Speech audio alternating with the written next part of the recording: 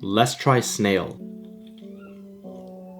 Ooh, nice. That's quite satisfying. So I'm assuming that's the head, and then this whole thing is the back, and then I guess this is the legs or like the slimy part. Interesting flavor. It reminds me of a mix between seafood and like chicken. It's a mix between seafood and chicken. I don't know.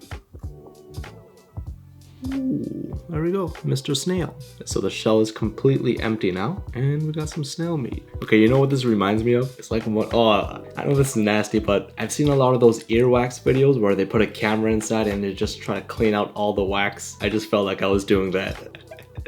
I'm sure it tastes a lot better than earwax. Okay, let's grab another one. Come on.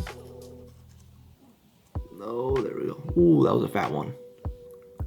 It's not really rubbery. It does have a bit of a bite. It's not super tender. And this already includes garlic and butter in the shell. I was told to just bake this at 300 degrees for about 10 minutes until it gets cooked. I've also seen on social media about a lot of people using snail mucus as some sort of moisturizer. I don't know anything about this. I'm just in it for the taste. I think I'm having more fun popping it out than actually eating it. It's good. I'm giving this a 7.8 out of 10.